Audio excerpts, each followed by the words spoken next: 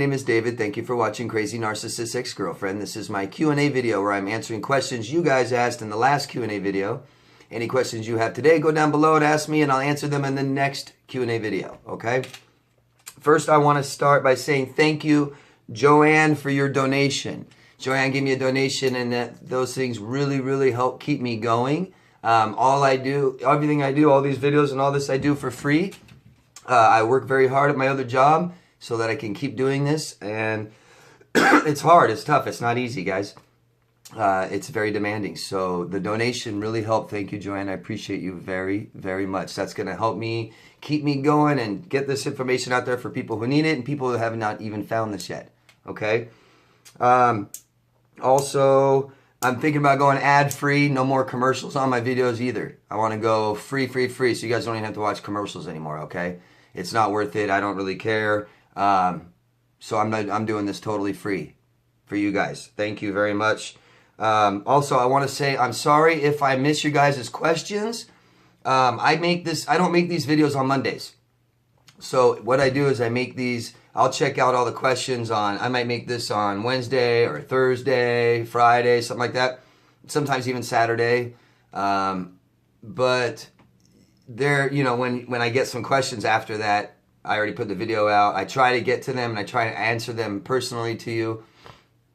But anytime I miss a question, I will not miss a question on purpose. I'll answer every single person's question no matter what. So if I miss it, don't get frustrated. Please just ask me again. Go down below.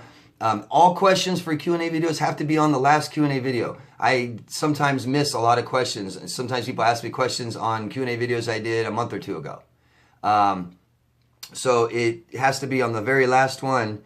And if I miss it, I'm sorry. Just ask me again. If I misunderstand your question, just state it again. I'll answer it again, okay?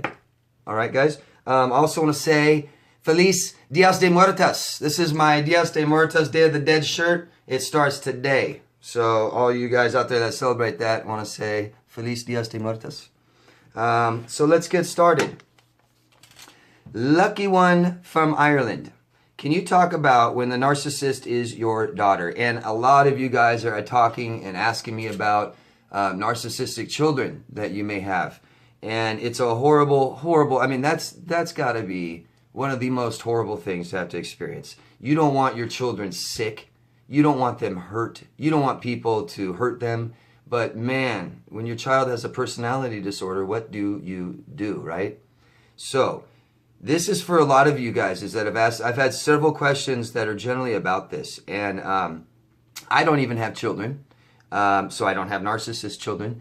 But I have had some experience with this with other people. I have clients that have narcissistic children. And I've studied a little bit about this. And I'll just offer you what I think can be done. Now, first of all, anytime, I think most children should be in therapy. Okay, I think therapy of any kind, of some kind is good for everyone. I believe, like life coaches, I think every person should have a life coach. Why not? Why not have somebody in your corner helping you out, right? A therapist or a counselor, somebody is always good for everyone. Now, children that have a parent that is a narcissist definitely needs to be in therapy. Antisocial personality disorders, so sociopathy, psychopathy, those things can actually be avoided if caught early in children. Those can be reversed, and empathy can be taught to narcissistic children. You have to realize, you guys, that you are still developing things like empathy and stuff like that all the way up until your high school, even college years. So this stuff can be caught early. You guys don't need to freak out if you feel that your child may become a narcissist just because your other parent, your co-parent, is a narcissist. Things that you can do, okay, is try and get them to not have rights or to see your children. And that's fair. I know every children needs both parents. I believe that. I believe a children really needs two parents. It doesn't matter if it's a man, one woman, whatever. Two parents is very important. Very important. And but if one of those parents are disordered and abusive, it's more important that they're not around them. So you document things that happen. You record things. If your child's saying something, record it. If you're, but the thing is don't hate on the other parent to the child. Okay? You can't do that. If you start doing that, that child will push you away, because nobody wants to hear anybody talk bad about your mom or dad. Okay? Nobody likes that. All right? Even mom can't talk bad about dad, and dad can't talk bad about mom. You can't do that. Your child will figure this out on their own. Now, I know there's a lot of things that happen right after a divorce that narcissistic parent may completely spoil the hell out of and gift bomb and all that stuff. You just let them. There's nothing you can do. The worst thing you can do is get highly, highly frustrated, highly upset, emotional, mad, because your child can't process that. Daddy's being nice and giving gifts, and mommy hates that. You know, it's just, you've got to keep what's going on between you and the parent completely separate from the child, okay? Now, you love your child. That's all you have to do. You love your child, and you teach them emotional intelligence. You teach them what boundaries are. Not your boundaries, what they need for their boundaries, okay? You teach them stuff like that. You teach them people can't touch you. People can't say these things to you. People can't do this to you. You teach them to love themselves. You tell them you love them every day, and you're affectionate, and you touch them, and you hug them, and you kiss them, okay? If they want to talk about the other parent, you can. Just don't talk bad. And if they're getting old enough, they get to a certain age, you can tell them what he is. You don't have to hide the fact that he's a narcissist till they're 18. No. If they're 14 and their father is a narcissist, you sit them down and explain to them what he is. And if you need to, you have a therapist or a doctor do that for them. It might be a lot easier than mom doing that. Okay? My mom was mentally ill. My adoptive mother I lived with was mentally ill. And when my father talked about her, I did not like it at all. Okay? And it didn't matter what everything he was saying was true. He was saying it in a bad tone, in a bad way. Okay? And that made me hate my father for that. So, be very careful. There's only so much you can do, and that's what you have to realize. Okay? But you can fight stuff. You can fight in court. Okay? You can get restraining orders if you need to. There's things you can do and go down those lines and explore those areas. But talk to a lawyer. Always have a lawyer involved. Always have a doctor and therapist involved. Those are professionals that deal with stuff like this. Now, I know they might not know about narcissism, but they know, right? They know what a bad parent is. You know, they know how and what to do. They've all seen this before. Lawyers, family lawyers, children doctors, psychotherapists, they've all seen this stuff before. They might not know exactly what a personality disorder is, but they know what a bad parent is, okay? And they understand that. And they can see the results of bad parenting in the child. Okay, so try not to worry too much and just be there for your child. Let things happen. Your child will figure this out on their own. When they get to a certain age and you can tell them. And just maybe let somebody else tell them. Okay, you take them to your doctor and let your doctor tell your child. But your children should be in therapy, period. That's mandatory. Mandatory. This isn't something that only mom can teach them everything, you know? Okay? That's my best advice, and I hope that helps. And I am so sorry for any of you that are in fear of losing your child to your narcissist ex, or that your child will be a narcissist. That is horrible. I'm so sorry. But all you can do is love that child, okay? Don't be more abusive. Don't cause more stress. When your child doesn't understand things that that parent is doing, explain it to them. Just don't do it in a very hurtful, spiteful, mean way. You know, this is how your father is. I'm sorry. You know, that's just the way he is. And you don't have to, and you tell them, they don't have to accept that. You don't have to see your father, and you don't have to do anything for your father. Okay? If you don't like being around him, you don't have to see him. Same goes with the mother. I'm sorry I use that so much, but that's just typically in this community. There's a lot more women looking for answers. I hope that helps. I am terribly sorry.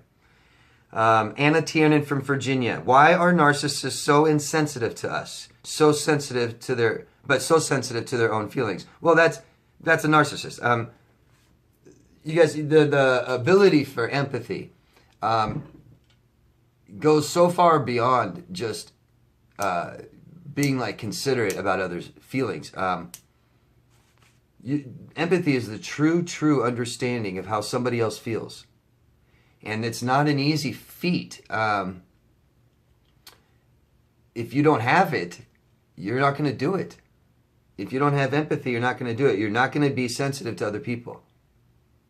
You just don't understand. When narcissists seek treatment and therapy, Those doctors, the only way a narcissist can change or will change, and we know that they can change their behavior and their thought patterns are harder, but they can, okay? But the thing is, and it is the narcissist has to really, really, really want to. There's got to be an underlying, definite, huge life meaning to do this. And they will try to understand how someone feels. Now, the only way they can do this is they take the actions of that narcissist that has been abusive to a person. And they said, look what you've done to this person, okay? You've hit them, you've called them names, you betrayed them, you lied to them, you tricked them, you cheated on, all these things. Now, your mother or father did the same thing to you, and they have to try and get them to correlate that. Do you understand that? Remember how you felt when that happened to you, and that's how they feel when you do that to them. And they're like, wow, really? I mean, they just don't get it, okay? Every single thing a narcissist does is for them. And when you guys start realizing that and understanding that, you'll understand everything they do. Because a lot of people's questions are, why do they do that to me? Why do they do that to other people? They are not thinking about you. They're not thinking about other people. Everything they do is for them. There's a reason for them. They need it. They want it. They want to see it. They want to look at it. They want to touch it. They want to control it. They want to ruin it. They get something out of it. Always them, them, them, them. They cannot think about somebody else. If they do something nice for somebody else, they're trying to get something. You know, if they're telling you the truth, they're manipulating you. Because there's a reason they're telling you the truth. It's not for you, it's for them. You know, every single thing they do is for them. Everything. They cannot do something for somebody else. If they do, it's still for them. Learn, grow, sing. How often do you normally not sleep or have energy for? I kept waking up after no contact, and this is extremely common. I do get some clients that sleep too much, and that is actually rare. But sleeping too much is normal too. This is about depression, and depression makes you sleep. Anytime relationships don't work out, it can be very depressing. Anytime we lose somebody, whether it's death or they walk out of our life forever, it's depressing. Okay, and we have momentary depression. Depression really affects our sleeping patterns. Damage to our brain affects our sleeping patterns. When we are in war, ask soldiers how well they sleep. You know, when they are constantly worried about being bombed and killed, and they just watch their buddy right next to them explode into pieces, and then they try and go to bed. Do you think they sleep? No, they wake up all the time because their brain is set in that war mode. And your brains are set in war mode as well. Okay? All this trauma that's happened is up and down and fuck you and leave and come back and all this stuff has made your brain set it in war mode, and it's going to take a long time to get out of it. So your brain is very confident that everything's okay. And that takes a long time. This sleep is an absolute result of this. You know, nightmares and sleeping patterns will probably be one of the very, very things that last the longest. Okay? Some of you guys stop having nightmares. That's great. But sleeping patterns are horrible. I'm going to do a video soon on sleep, because sleep is the most important thing you can do right now for yourself that you're in control of. It's the easiest thing to do. Sleep, rest, let your brain heal. That's the number one way to let your brain heal, by sleeping, not using it, not stressing it out, resting. Okay? Jeanette Jordan, California. Hi Jeanette. When you completely cut the narcissist off, when you go no contact, nothing, do they keep trying to contact or just give up? Okay. So just going by your question, when you cut the narcissist off, when you're the one that goes no contact and you give them nothing, do they keep trying to contact or just give up? They typically keep trying to contact and eventually give up. That's how it goes. Okay. These guys are fucking fucked up and crazy, but they don't want to keep trying and trying. Remember, they don't love you. Okay? So they're not totally connected to you. This is something that they're internalizing as, somebody doesn't want me, I'm no good. And they can't accept that. So they want you to get them, to take them back just to dump your ass again. Okay? So eventually they will give up though. Yeah, eventually they will give up. If they don't, you call the police. You got a lawyer, all that stuff, okay, that I've talked about many times before. Megan from Florida. 2 questions. First question from Megan. Hi, Megan. Why do narcissists treat those who do nothing for them so well and people close to them horribly? So that goes back to that other question. And but this is more specific. Why do narcissists treat those who do nothing for them so well and people close to them horribly? Okay, so Megan, they only abuse people close to them. Okay, they really care about what they look like, and they don't want anybody to know what they do. Nobody wants to be a bad person, not even a narcissist. That's why they argue with you. That's why they say, no, you're the bad person, not me. They want to be the victim. They want people to feel sorry for them, and they do not whatsoever, okay, want to be the bad, horrible person. So they know they do bad, horrible things, so they don't want people to know. They abuse people closest to them, and that makes them get the most amount of energy and attention that they can get. Okay, if they start abusing someone not close to them, it doesn't feel as good. It's not as rewarding. But then people start seeing who they are. So they pick a victim, they pick a target, they get them closest as possible as they can to them. So they won't, when they start abusing them, they won't run. They'll stay.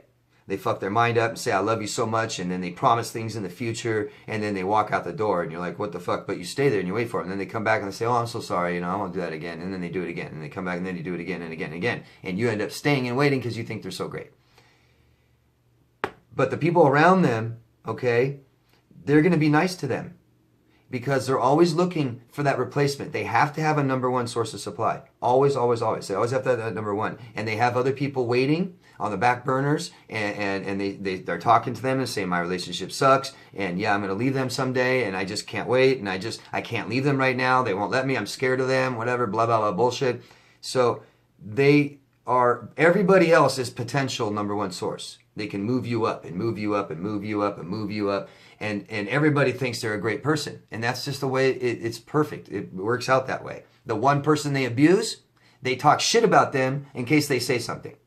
They did it first. They came out first and said, this person hits me and they cheat on me, and they just walked out the door the other day, when we were talking about marriage, and that person looks like a piece of shit and this person looks good. And when they're done with this person, they go, boom, boom, boom, get away from me. And they promote someone up to number one. Okay, so it makes perfect sense. And they're going to charm everyone else around them so everybody likes them. They have to get all that attention. They cannot abuse people that don't love them because they'll walk away and not take it. I hope that helps. If they believe they landed the highest supply they caught, will they not abuse them? That's a good question, actually. And I believe that if they find that number one, that huge source of supply that gives them the greatest attention, it gives them all the love they want, that takes care of them when they're sick and buys them clothes and buys them food, they pay for everything, and they have sex whenever they want, and they're totally loyal, and they can go out and cheat on them, and they stay with them, and they wait for them, that's just the perfect supply, yes, I think they might go longer without abusing them. I think they go longer. But do they not abuse them? No. They abuse everyone. They are abusive. Okay, they grew up on abuse, and they abuse people around them. They have to. They absolutely have to. They cannot be nice and sweet and go along life the way we do because they are not rewarded by that. There's no reward to that. It does not feel good like it does for us. It's not rewarding. What's rewarding is causing someone really nice and great and happy with a good life, like you, and just shrink you down to nothing and make you feel like you're a worthless piece of shit. So that I feel better for doing that to you. Now I'm above you. That's rewarding. Okay?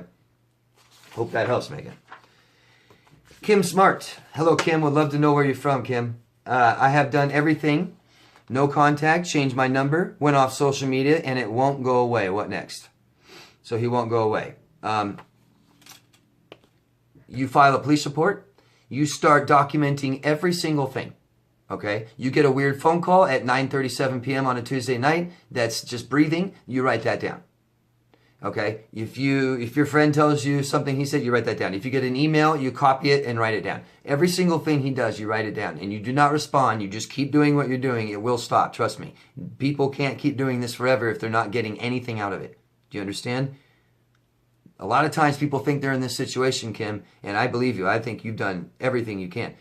But a lot of times these people say they've done everything they can and they haven't. They're actually giving something to them and they don't realize it. So you just keep doing this, they will stop. Now, you file a police report for harassment. You go to a lawyer. You have that lawyer You guys, everybody. A lawyer will write a threat letter. And you don't have to take them on as your lawyer or whatever. You just say, I want a threat letter. I want you to write this motherfucker a letter that says, leave me alone or we're going to pursue legal action. And usually if lawyers will charge you 50 to $100, okay? It's not a lot of money. You write a letter to him, okay? After that, you file that police report. After that, you get a restraining order, okay? If all this stuff is documented, you'll be able to get a restraining order. And you do what you need to do to make this guy leave you alone. And don't forget that this guy's going to go on and do this to other people. So if you want to continue to do something else more, that's great. For society, put a mark on his record. Give him a restraining order. See what happens. He does this to the next woman when he already has a restraining order on one. You see? These build up and he ends up going to jail, okay, for a long time because he's a threat to society. Holly Roulette McCauley from Seattle. Are all narcissists cheap? No. I've seen narcissists spend more money than anyone else I've ever seen. Now, I don't mean more money as in thousands and the amount. I've seen more ridiculous spending from narcissists than anyone I've ever known. Matter of fact, how I found all this out was I knew a narcissist. I didn't know at the time, but he did a lot of spending. This is the thing that made me realize this guy's a narcissist was his spending. And this guy owned nothing. This guy did not have a car. He did not have furniture. He did not have a goddamn bed. Okay? But he goes buy a $150, $200 bottle of liquor and sit in the middle of his empty room on his floor of his bedroom and drink it all night.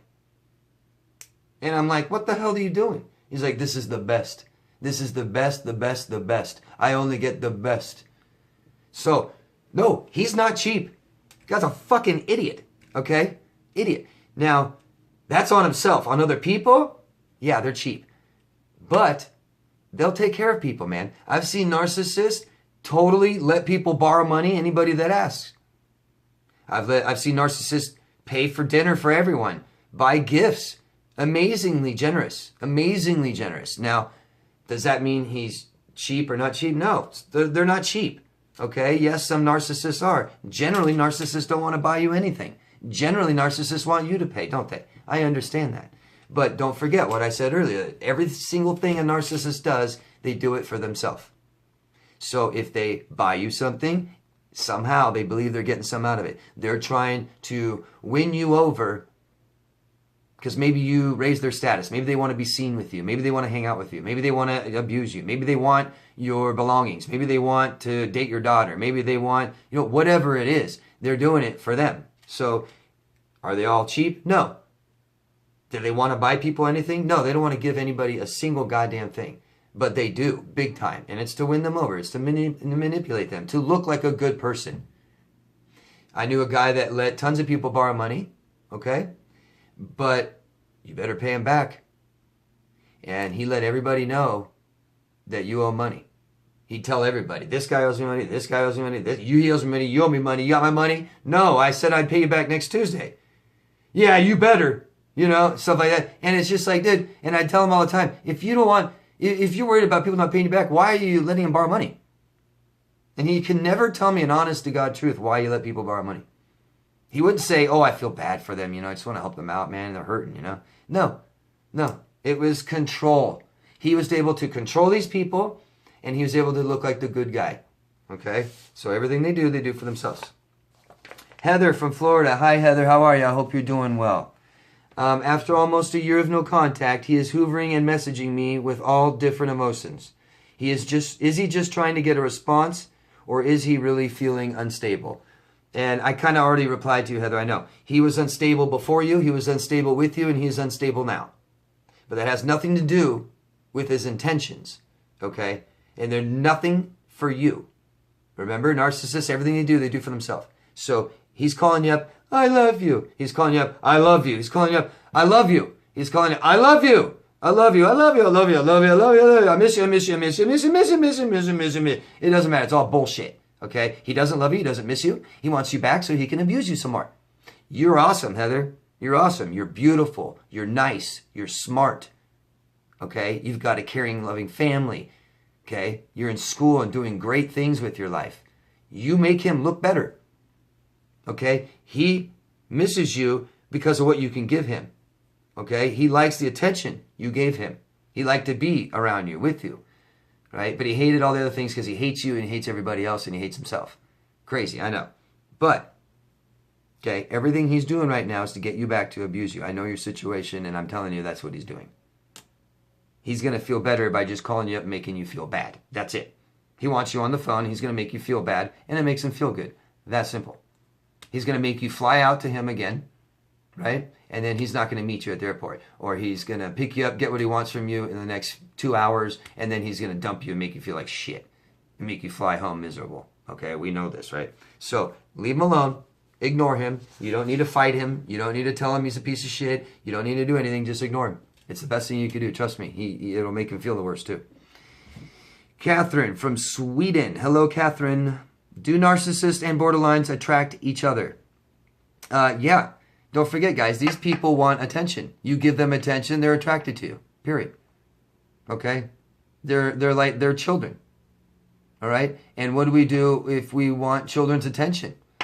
You know, we give them attention. We give them stuff. That's what these guys do. These guys fucking feed off each other and they say, oh, you're so great. You're so great. We're so great. Oh, yeah, fucking awesome. Fuck the rest of the world. And they don't know. And they talk shit about all their exes. And they do all this stuff, you know.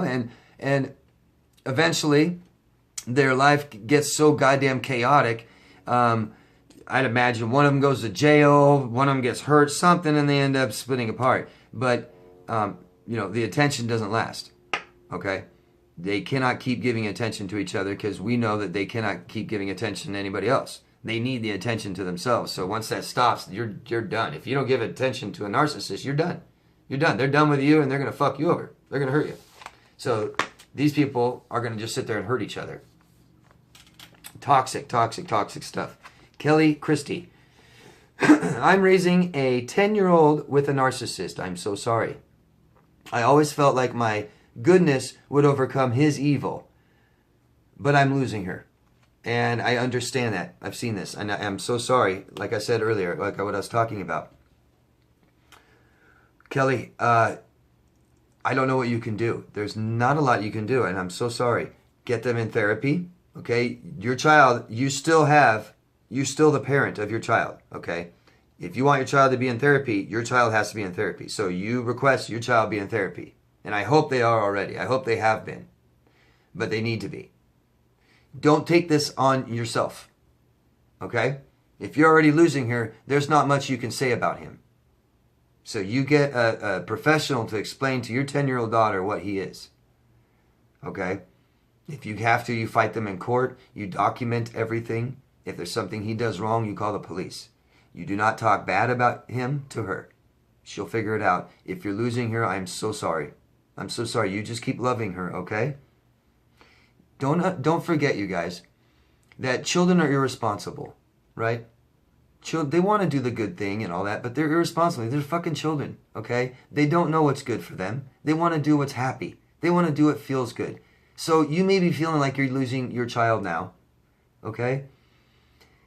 But they might, usually, children get sick of no structure, no routine, no really good stuff going on in their life, constant gift giving and going here and going there and stuff like that. That's not real substance.